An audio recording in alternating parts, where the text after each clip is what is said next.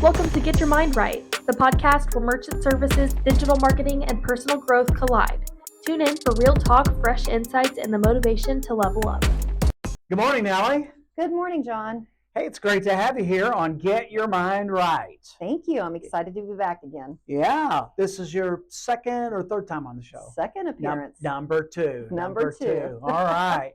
Well, for you folks that haven't met Nellie before, it is Nellie Schlachter, and Nellie has made a career out of strategic partnerships. And that, as you know, is the subject of our show today.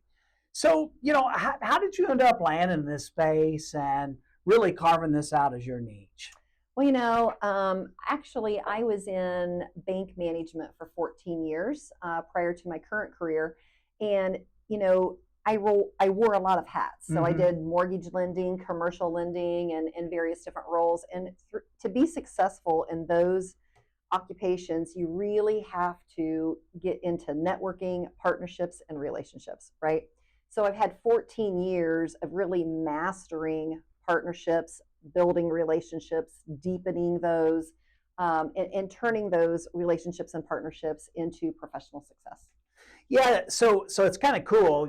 I know what you did in your prior life, and you've pivoted, and you're coming at this from a merchant services angle now. So, right. Why are referral partnerships so important for merchant service professionals in regards to financial institutions? Well, if you think about it, if you are connected to a financial institution and you are their local rep, local boots on the ground, think about a bank or a credit union and all of the employees that they have. Think they may have 10, 15, 50, 60 branches. Think of all of those employees that are meeting with business customers daily, that are hearing from them, hey, I'm paying too much with Square. Hey, I need a QR code for payments. Whatever the case might be, I need to set up electronic invoicing. These bankers daily are hearing these statements from their customers, and then they in turn are going to refer them to their merchant provider. So if you are fortunate enough to be partnered up with that bank and their chosen merchant provider, look at all of the referrals and the leads they are feeding you. I mean, when you have an actively engaged bank or credit union, they literally can keep you busy. They can fill your calendar. Versus if you don't have a partnership such as this, what are you going to do? You're going to be out pounding the pavement, cold calling, right? Right. It's that really fantastic one-to-many relationship. So I like that a lot. So our reps are listening to this, okay? What do you find that their way is, regards, of course, to financial institution, is just to create that consistent, really, really accountable, full pipeline full of leads coming their way? What's a rep have to do in order to achieve that? Well, are you speaking about specifically if they're taking care of a financial institution? Yeah. So really, it's just all about deepening that relationship and that partnership. So they have to earn their trust, right? And they have to be visible. The bankers have to know them. So they have got to be going into the branches on a regular basis, at a minimum once a month. I prefer twice a month. I want the bankers, even those at the teller line, when you walk in the door, you want them to go, oh, there's my merchant rep. Yeah. They need to know who you are. Yes. These merchant reps, take them food. Bankers love food. Take them donuts in the morning. Take them cookies. Bring them lunch sometime. They will remember you. Goes a long way. Kind of funny, but it actually is very true. But it literally is about just building relationships, deepening, and making sure they know who you are. So you don't subscribe to this, the absence makes the heart grow fonder theory? It certainly does not in merchant services. More like out of sight, out of mind. Yeah, exactly. Now, I'm smiling here because I heard you talk about this topic before, and I teed this up as a question. Because I know there's a lot of reps that out there that have taken the initiative to their local, especially community banks, and they'll build relationships, and sometimes they can turn something into something, right? Absolutely. But you talk specifically if you get fortunate enough to be in the head of a VP of commercial lending or senior vice president of treasury, what not to say to that person. You remember that? I tell you, we really don't want them to, first off, just sound like a commercial, right? It's not the time to have the elevator pitch going on. We do train merchant reps, have your elevator pitch ready, but that's not the time. They literally, the saying, God gave us 2 ears and 1 mouth is for a reason. Yeah. So it's literally just more about asking a question, do you feel like you're winning with your current merchant program? Right. Mm. And then shut up, be quiet. Don't get diarrhea of the mouth, which so many reps do. They get excited and they just want to blah, blah, blah, and everything that we do. But literally just listen to them, ask them, do you feel like you're currently winning? And then if they say, well, it's okay, but we're currently partnered with XYZ. If XYZ is your competitor, here's the worst thing they can do is start talking down about their competitor, about that current vendor. Do not ever put your competition down to them, but rather, we're going to sell ourselves on our strengths and what makes us unique and how we win. We're not going to win by putting down the competition. And I think a lot of reps really make that mistake. Why do you think they fall back on that so quickly? Gosh, I think it's easy way out, right? Yeah. Easy way out. So I think they probably take a cue and go the wrong way with it. Like, I like your opening, are you winning with your merchant program? Because let's face it, most banks are not, right? Correct. And my natural response, well, it's probably because your merchant provider is horrible, right? Yeah. So, but you're right. That you don't have to fall back to that. So that's a segue in my next question I had for you, that you really pride yourself on giving a unique pitch to the bank. Yeah. And not sounding, in your words, just like every other vendor that comes in. So Right. Talk to us about that. Right. So for me, it really is more about hearing what their needs are, listening again, let them drive the conversation insofar as what their needs are, what their pain points are, ask them what's been working, what hasn't been working, and then you can address it that way. Again, this is where I think reps make the mistake of just, they have this preconceived, spiel in their mind, and they just run with it, and they just kind of like give it. Well, that isn't necessarily the time or the place to do that, right? We need to identify what it is they're looking for, what they feel like they're missing first, before you actually tell them the strengths of your company or what it is we can provide for them. So I know you get odds and ends leads from all corners, right? And many shapes and forms. So tell me what your process is when you're going into that first call with the bank, the discovery call, right? Find out their needs, and then what you need to do in order to give an effective presentation. Yeah, and I'm glad you asked that, because really our reps, we're unique in that I will handle this whole process for our reps out there. They can identify a bank or credit union that is open to vetting a new provider, and then all they have to do is simply introduce them to me and let me take it from there. Make it easy. That's right? We take the lift off of them. They can let me win the deal for them. So literally it's during that discovery call that I'm asking those questions I just mentioned earlier. What's currently working for you? What's not working for you? What are your needs? We find out specifically like how many commercial and business DDA accounts they have, how many they're opening up per month, because we talk about goal setting and really where we believe they should be to have a quote unquote successful merchant program. And then during that discovery call, I'm keeping it very high level. It is a hard stop at 30 minutes. We want to be respectful of their time. And it literally is, after I uncover what's working for them, what's not working for them, then it's a very high level overview of our company and what separates us. And then at the end of that 30 minutes, if they feel like we're a good potential fit for them, then we'll schedule a full-blown presentation where we dive deeper into products and services and that sort of thing. And you're taking that information you gleaned on that discovery call and you're turning that into then your proposal call. Absolutely. Okay. Absolutely. Okay. Tell me what, I know you've been doing this for a while, so tell me how that your discovery call has evolved over that period of time, or morphed, or has it? I think probably I have just myself become a better listener. And I've realized that financial institutions, they sometimes have different priorities on their merchant program. They maybe run their merchant program differently. What I mean by that is some of them might actually have goals for their employees, right? They have these scorecards. I had a scorecard when I was a banker, and merchant services might be on that. So they're literally holding their team members and employees accountable, and they're required to send in X number of referrals to their merchant provider on a quarterly basis, right? Whereas maybe other banks and credit unions, it's not necessarily as big of a priority for them. They want to have an active merchant program. So if their customer or member inquires, that they've vetted someone who they trust and they can refer to, but it's not necessarily important to them.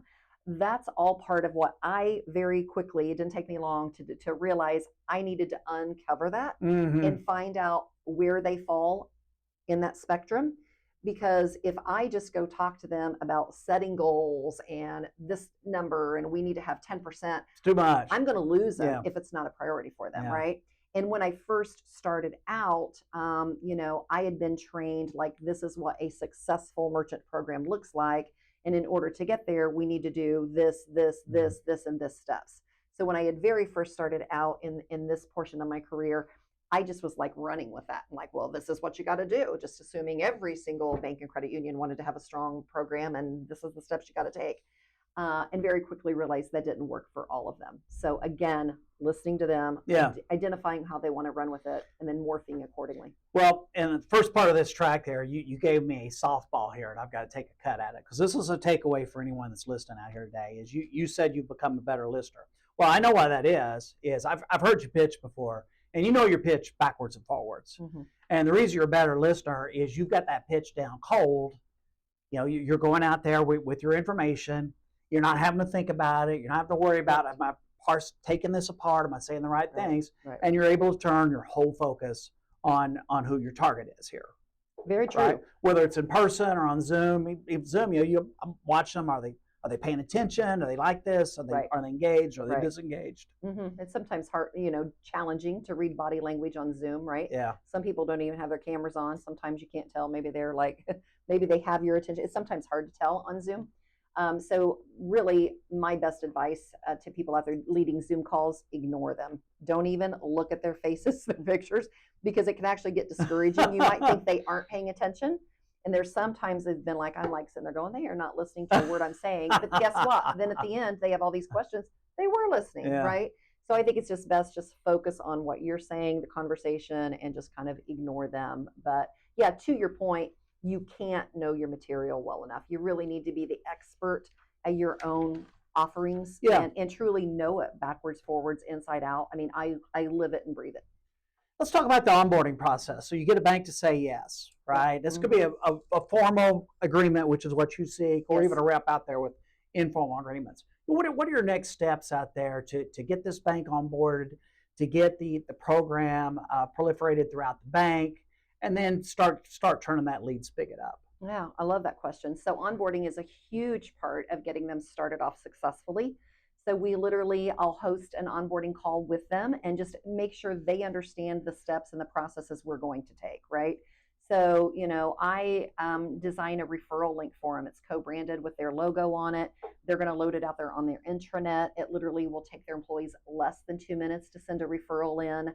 I'm going to send them a website landing page for the bank or credit union's own website.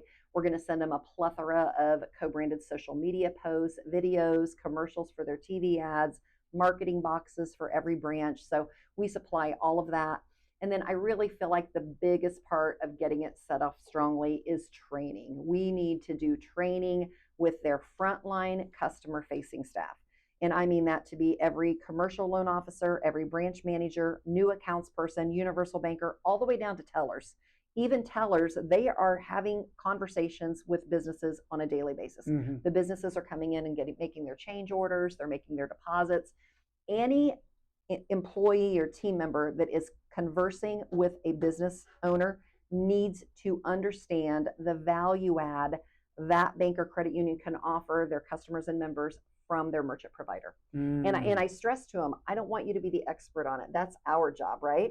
We simply want you to have a high level understanding of these ancillary products and services that you can offer to truly add value and make a difference. Gotcha. Now, Nellie, I know you also worked with associations and co-ops, and I heard you talk about this. I want to make sure I got this number right. You said, I believe it was 2023, $70 billion were unclaimed in co-op advertising. Did I get that right? You did. And is that not astronomical? It's mind-boggling. First of all, how and why is this happening? Well, I tell you what, a lot of manufacturers out there, the majority of them actually, offer some sort of a co-op program.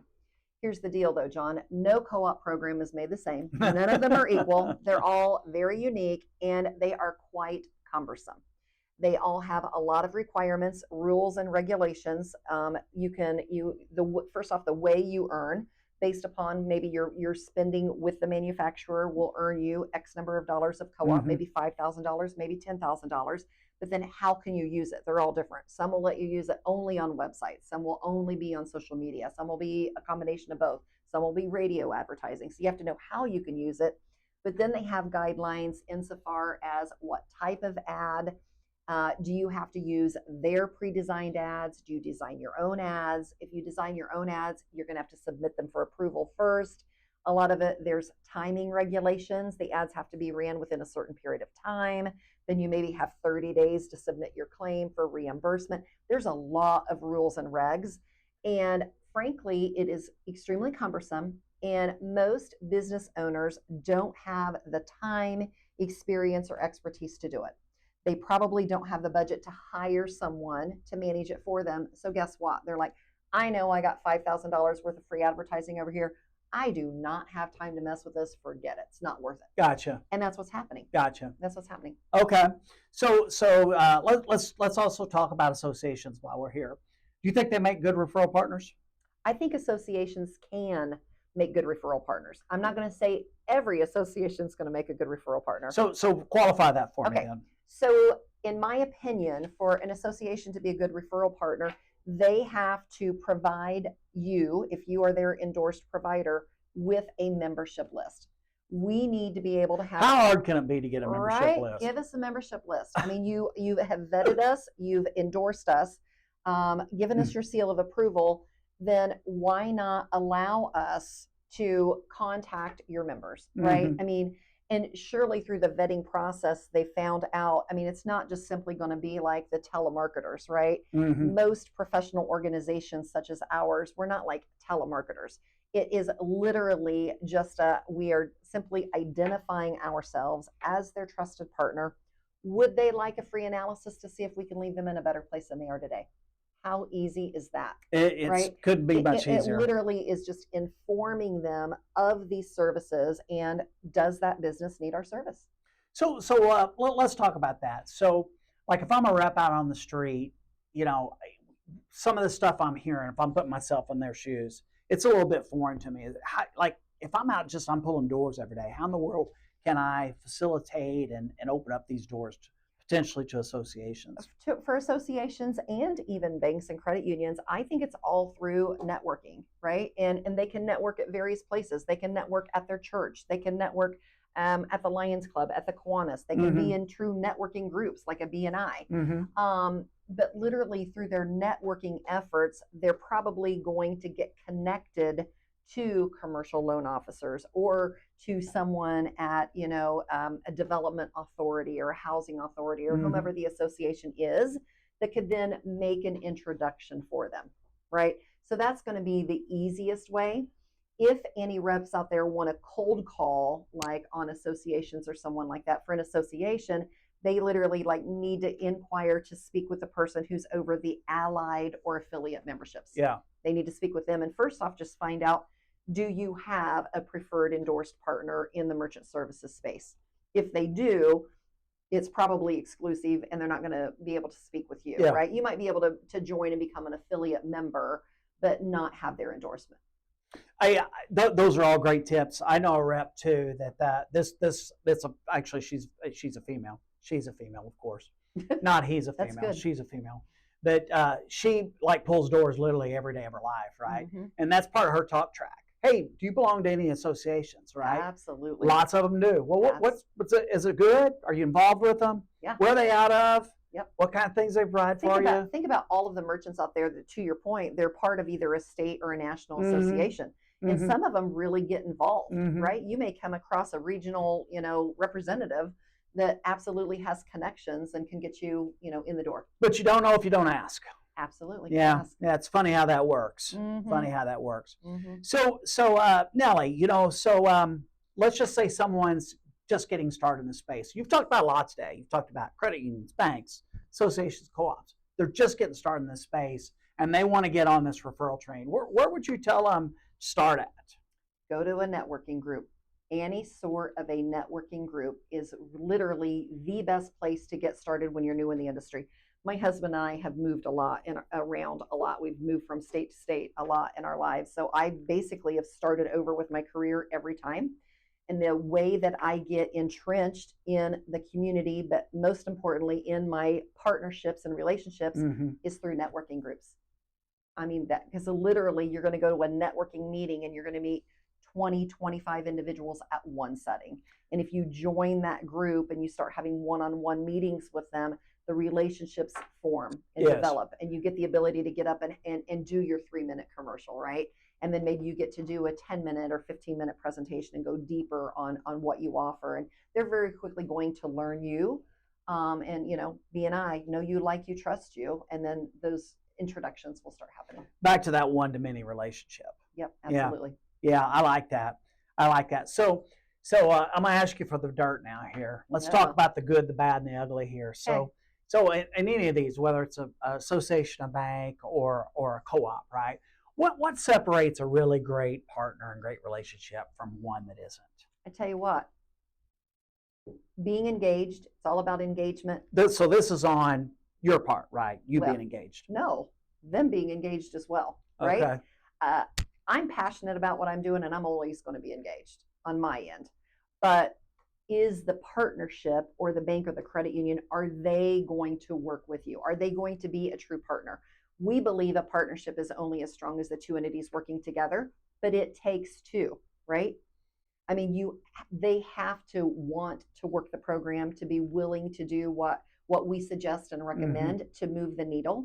So when I say engagement, literally they have to be willing for us to do trainings, for us to contact their members, for us to send emails to their members with just alerting them to any specials that we're promoting, anything like that. It's all about communication. But if you have an association that's going to shut you off and not let you send an email or call any of their members, or if you sign up a bank or a credit union and they refuse to let you complete the onboarding process, they won't let you do ongoing training, they won't let you offer referral incentives for their staff, right?